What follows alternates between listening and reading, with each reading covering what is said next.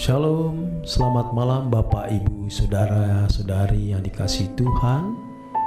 Renungan firman Tuhan Pendeta Dr. Erastus Sabdono bersama saya Z. Ferry menyampaikan malam hari ini berjudul Perjuangan sebagai anak-anak Allah.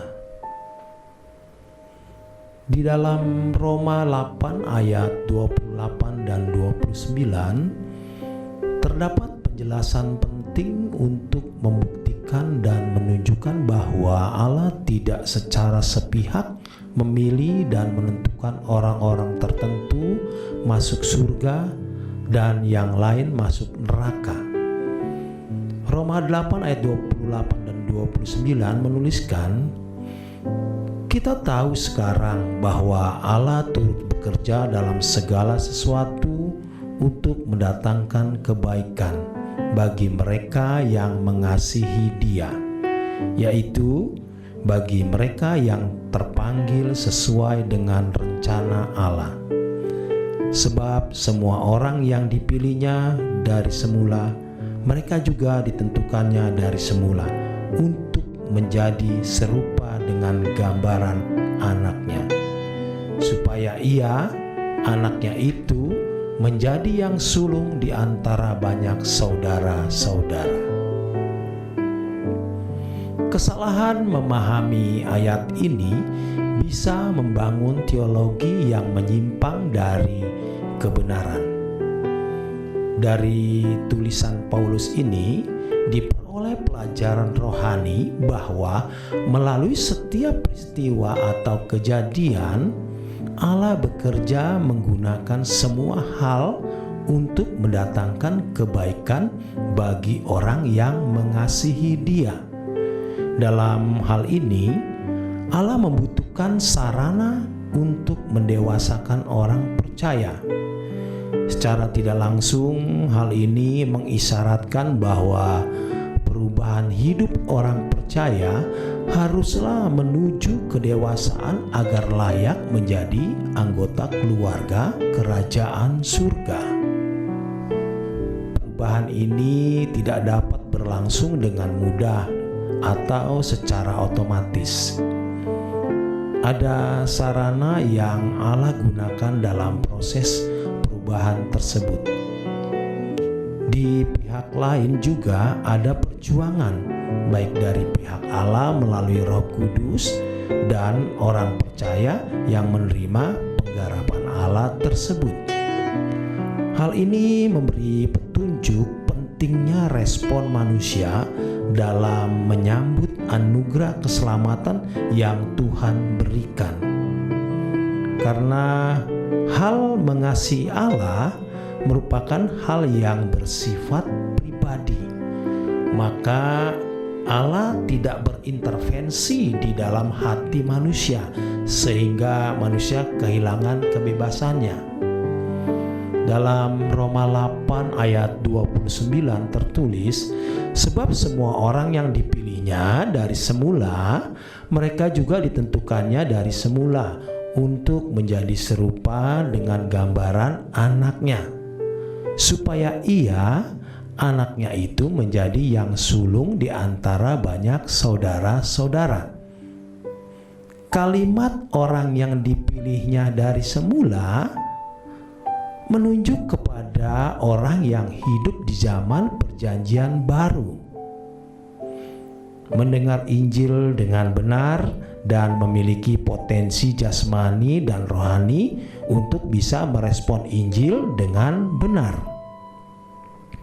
Orang-orang yang memiliki kesempatan untuk mendengar Injil yang benar diharapkan merespon dengan benar sehingga benar-benar terpilih agar mengalami dan memiliki keselamatan, yaitu dikembalikan ke rancangan Allah yang semula, yang berkeadaan sebagai anak-anak Allah seperti Yesus.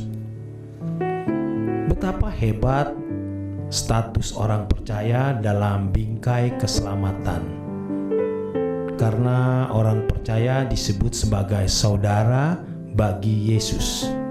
Roma 8 ayat 28-29. Dengan status dan sebutan ini, secara tidak langsung dikemukakan bahwa sejak semula memang Adam adalah anak Allah dan diharapkan semua manusia menjadi anak-anak Allah yang memiliki kodrat ilahi atau mengenakan kekudusan Allah.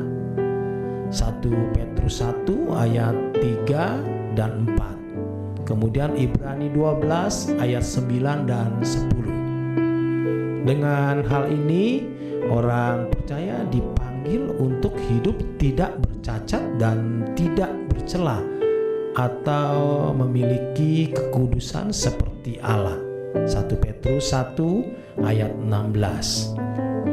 Untuk mencapai standar kehidupan ini bukanlah suatu hal yang mudah. Dibutuhkan perjuangan yang sungguh-sungguh. Sebab banyak yang berusaha diselamatkan, tetapi sedikit yang mencapainya atau memperolehnya. Lukas 13 ayat 23 sampai 24. Dalam Roma 8 ayat 29 terdapat kalimat menjadi yang sulung di antara banyak saudara. Kalimat ini menunjukkan bahwa Yesus telah memulai dan berhasil menjadi manusia sesuai dengan rancangan Allah yang semula. Hal ini berimplikasi kepada semua orang yang percaya kepada Yesus harus juga mengikuti jejaknya atau mencapai apa yang Yesus capai. Semua orang yang berkesempatan mendengar Injil dan berjuang sungguh-sungguh merespon kasih karunia dengan benar dapat mencapai standar kehidupan seperti yang dicapai oleh Yesus. Itulah sebabnya orang percaya ditentukan untuk memiliki standar serupa dengan Yesus. Standar ini tidak boleh diturunkan. Memang sejak semula Allah menghendaki manusia berkeadaan seperti yang Dia kehendaki. Untuk itu orang percaya harus taat kepadanya. Panggilan untuk taat kepada Allah menunjukkan syarat yang harus dipenuhi untuk mengalami dan memiliki keselamatan. Orang yang mengaku percaya kepadanya harus mengikuti jejak Yesus, yaitu hidup seperti Dia sebagai pokok keselamatan. Ibrani 5 ayat 7 sampai dengan 9. Dalam hal ini orang percaya dipanggil untuk tidak serupa dengan dunia ini, tetapi harus hanya serupa dengan Yesus. Dalam Efesus 1 ayat 4 firman Tuhan tertulis, supaya kita kudus dan tak bercacat di hadapannya.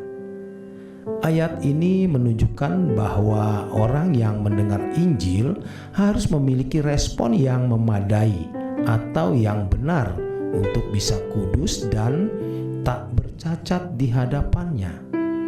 Dalam hal ini, orang percaya harus memiliki perjuangan yang sungguh-sungguh agar dapat mencapai maksud keselamatan yang diberikan, yaitu segambar dan serupa dengan Yesus, yang sama artinya dengan hidup tidak bercacat dan tidak bercela. Itulah sebabnya firman Tuhan di dalam 1 Tesalonika 4 ayat 7 tertulis demikian, Allah memanggil kita bukan untuk melakukan apa yang cemar, melainkan apa yang kudus.